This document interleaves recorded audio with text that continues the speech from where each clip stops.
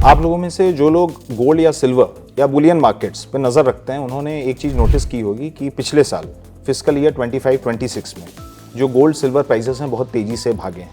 ठीक है, गोल्ड की अगर बात करें तो गोल्ड जो है लमसम 75%, 70-75% से सर्च किया है गोल्ड प्राइसेस। मतलब आपने 1 लाख रुपए डाले थे तो वो ऑलमोस्ट 1.25 लाख रुपए हो चुके हैं 1 साल के अंदर।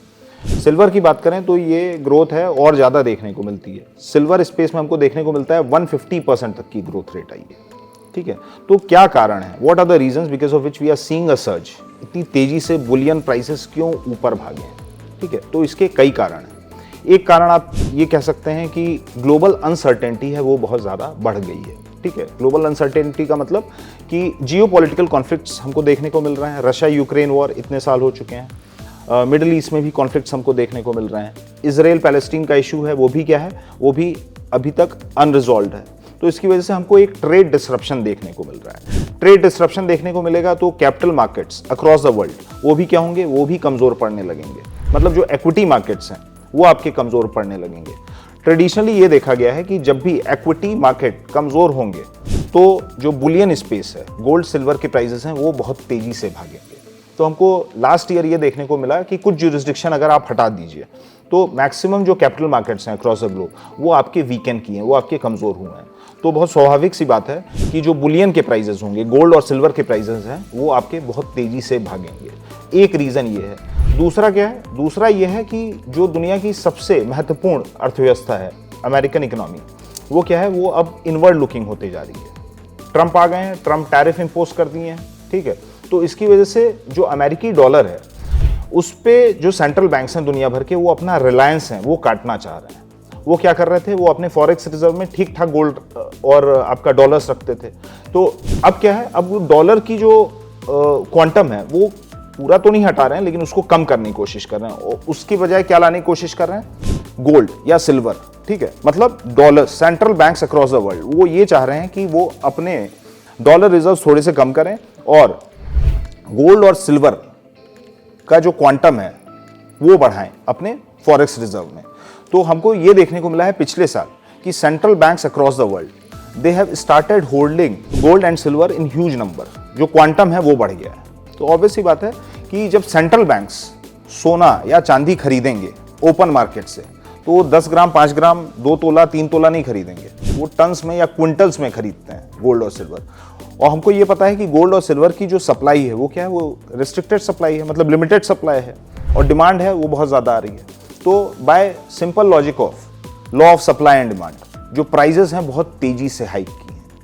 तीसरा जो कारण है गोल्ड सिल्वर के बढ़ने का, प्राइजेस के बढ़ने का, वो है कि नया एक फाइनेंशियल इंस्ट्रूमेंट था ये पहले से, लेकिन अभी क्या है, अभी ये बहुत ज़्यादा कॉमन होते जा रहा है। अब लोग गोल्ड और सिल्वर ETFs भारी मात्रा में खरीद रहे हैं। गोल्ड ETF या सिल्वर ETF क्या होते हैं, ये एक प्रकार के फाइनेंशियल इंस्ट्रूमेंट होते हैं जहां पर आप एक्चुअल फिजिकल गोल्ड या फिजिकल सिल्वर खरीदते नहीं हैं।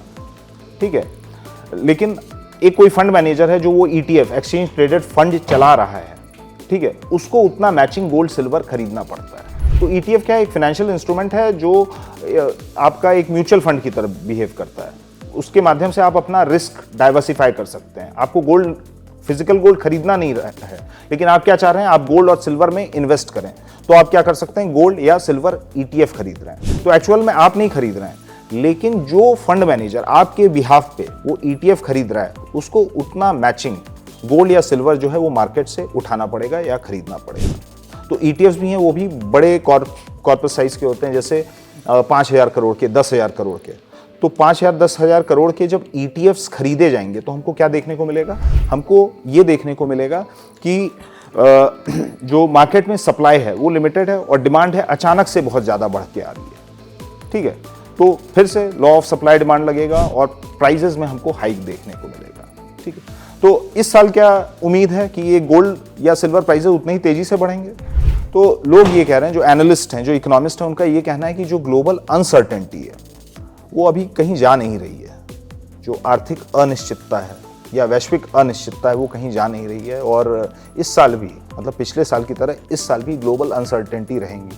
ट्रंप को अभी रहना ही है, वो कहीं से भी अपने स्टांस को सॉफ्टन करने की कोशिश नहीं कर रहे। ठीक है, तो इस साल भी एक्सपेक्टेड है कि गोल्ड और सिल्वर के प्राइसेस बढ़ेंगे। अब कितनी तेज़ी से बढ़ेंगे वो हमको देखना पड़ेगा। दूसरी चीज़ ये है कि जैसे अब जो इमर्जिंग टेक आ रहा है, ठीक है, इमर्जिंग टेक आ रहा है, जैसे आपका आर्टिफिशियल इंटेलिजेंस हो गया, चिप्स बनाना हो गया, ठीक है, या ग्रीन एनर्जी हो गई, तो इसमें क्या है, रेयर अर्थ का तो इस्तेमाल होता ही होता है। सिल्वर की सिर्फ एस्थेटिक वैल्यू नहीं है, जैसे गोल्ड की एस्थेटिक वैल्यू होती है वैसे सिल्वर की भी एस्थेटिक वैल्यू होती है, लेकिन सिल्वर की इंडस्ट्रियल एप्लीकेशन भी बहुत ज़्यादा है। सिल्वर जो है वो आपका बैलिस्टिक मिसाइल्स में भी यूज़ होता है, ठीक है, ये आपके जो चिप्स हैं उनमें भी यूज़ होता है, तो इनका इंडस्ट्रियल एप्लीकेशन भी बहुत ज़्यादा है सिल्वर। तो इसकी वजह से हमको क्या देखने को मिला है, सिल्वर में हमको एक एबनॉर्मल सर्ज देखने को मिली है। गोल्ड 74-75% से बढ़ा है, लेकिन जो सिल्वर है वो आपका 150% के रेट पे बढ़ा है, ठीक है। तो ये कुछ कारण थे जिसकी वजह से हमको ये देखने को मिला है कि पिछले साल मतलब फिस्कल ईयर 25-26 में एक एबनॉर्मल पुश दुनिया ने विटनेस किया है बुलियन के स्पेस में।